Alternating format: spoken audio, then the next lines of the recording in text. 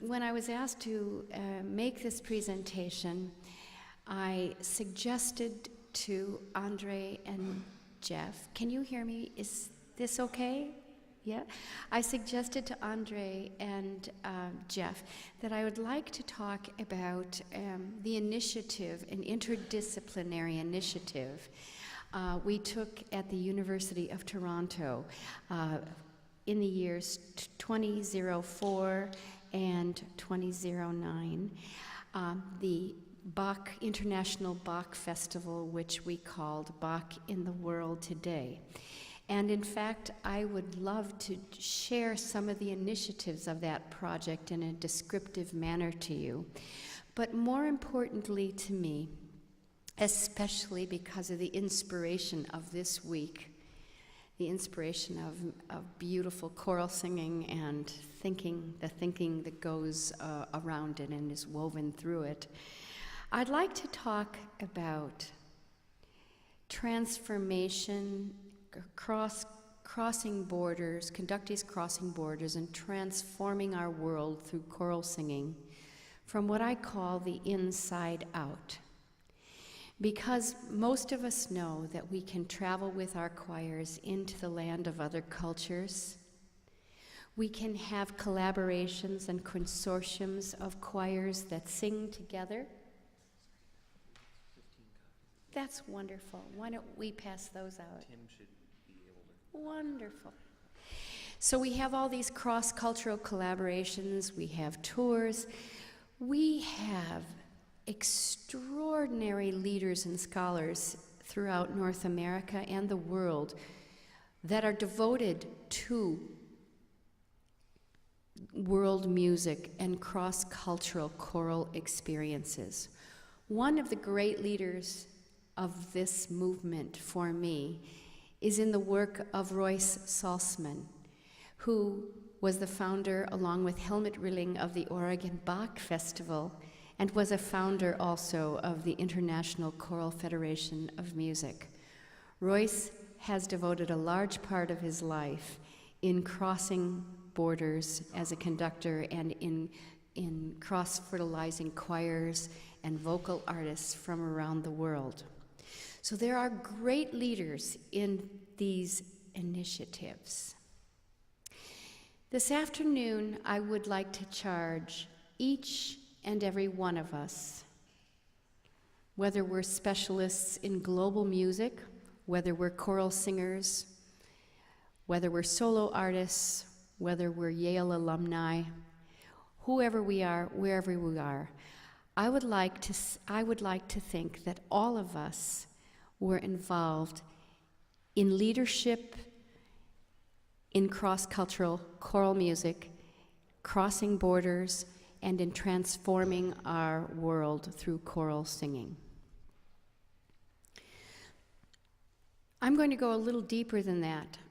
I'm going to suggest to you that each and every one of us has the potential to make a difference through the tremendous versatility, eclecticism, and world of choral music seen from a global perspective.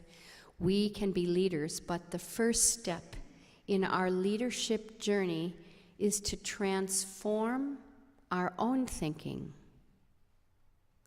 about the world and about the potential of choral music, but more importantly about ourselves and what our role is, and to cross the borders that exists in some of our thinking, in some of the limitations we have personally, some of the limitations that exist in our communities. Crossing the borders doesn't mean necessarily touring with your choir. Crossing a border means sometimes finding the stillness within you that reveals your intentions, your deep awareness of others, and the mindfulness qualities required to be a teacher and a conductor and a singer in the world today. The thesis then is not so much how we can tour with our choirs or develop global style programming or be involved in individual projects. But in the first step that we need to take, which is to transform our own thinking and cross the borders within our own communities. I'd like to say that transforming our world begins with us. In every breath we make and at every step we take. As conductors and teachers, we know that transformative experience for our choirs and within our programs is made possible only when we are fully present and musically prepared to make this possible. Transformation begins at the base. It is something that takes place within us and gives us permission to take on the most important work of our profession, changing lives. Crossing borders is not something that depends on transportation, physical geography, or city limits. Crossing borders begins with the conductor's ability to go beyond the limitations of the printed score, the rehearsal plan, and the concert program toward a place where the poet Rumi tells us everything is music, to a place where you are the music. The music is who you are. Until we cross the borders of our own minds into a place where we are free of our fear and anxiety, crossing the borders between countries, historic or cultural boundaries will not bring about the transformation that we seek. The International Bach Festival from 2004 to 2009 was an initiative that was developed by Helmut Rilling and myself. It was based, of course, on the model established by Roy Salzman and Helmut Rilling at the Oregon Bach Festival, but it was unique in many, many different ways. Firstly, it was a program that was right smack in the middle of the academic year. And secondly, it was devoted exclusively to the education of young artists and audiences. It was, as it says here, an education through performance initiative in partner with the Faculty of Music and Peace Studies at the University of Toronto. Our partners were the University of Toronto, the Toronto Symphony Orchestra, the International Bach Academy in Stuttgart, Church of the Redeemer, which is a gorgeous little historic church right in the middle of the city of Toronto, right at the corners of Avenue and Bloor, or University and Bloor. They were great partners. And then we had a wonderful advisory council and board that raised a lot of money and brought in lots of support from government, corporate, and individual donors. This was a unique paradigm. The university wasn't sure it liked it. So I lived on a bridge between university politics and my board and my partners, and it was really a very difficult place sometimes to be. But the end result was so rewarding, I just had to self-punish for about 5 years. Okay, return, right? Ta-da. That's a picture the day Helmut and I had decided that we would go forward on a 5-year plan. And the 5-year plan was repertoire-based. And that's one of the things I want to say about this program and about being able to transform all our programs into cross-cultural environments of learning, teaching and learning. And that is every great piece of music, every musical tradition and practice is filled with the potential to relate to another tradition and practice, and to relate through text and architecture and time and style with a broad array of repertoire from other times and periods and other cultures, which is what we do. What we did, we started with the early cantatas, 5 in 5 days. The next year we did the late cantatas. Then we did the St. John Passion, and it was progressive in that way. It was devoted to the life and works of J.S. Bach. And from that, there was a treasure chest of other opportunities. Every day, 5 days, everything that we did was open to the public, and everything that we did was student-driven. The components were having Maestro Helmut Rilling as the master teacher in residence. University students and emerging young artists had the opportunity to work closely with this renowned maestro, distinguished Bach scholar and conductor, who daily conducted rehearsals, lectures, and concerts throughout his residency. The program was developed on the basis of what we call layers of apprenticeship, and this is something that I used in my university teaching and that I've used in every teaching and learning context in which I've been, which is you develop layers of learning so that the professional artists, guest artists, in an international roster of guest artists, come in with our faculty and mentor the next generation of young solo artists, which are made up of our graduate students, mostly our graduate students and our opera program. They, in turn, mentor the undergraduates, and those students together mentor what we called the Bach Academy for Young Choirs. So my music education students had the opportunity to meet choirs from throughout Ontario, community choirs, children's choirs, school choirs, and teach the chorales that were related to the Bach cantata of the day. So we had a huge auditorium filled with students in all kinds of choirs from Ontario. They learned the kernel, the essence of the piece, and came into the open rehearsals. So the guest artists mentored the young emerging professionals, mentored the university students, mentored the children. We had a body of repertoire. The conducting music education, voice, and instrumental students studied a large body of Bach cantatas. Now just think, in my university education, I was so fortunate at the University of Illinois to study every year a motet. And I thought, oh, that's wonderful. But then my Bach education kind of dropped off because Bach cantatas were not done as a rule in the context of the university or other programs that I taught. But in this program, we offered to our students 5 years of 5 Bach cantatas a year. So they got a really huge education in the Bach repertoire that was inclusive of the early cantatas, the late cantatas, the Passions, and finally the Bach B minor Mass. They had a huge view of it. And I think the other thing for my university colleagues that I just have to mention is that the cantata is a microcosm of all music. A Bach cantata for me is a microcosm.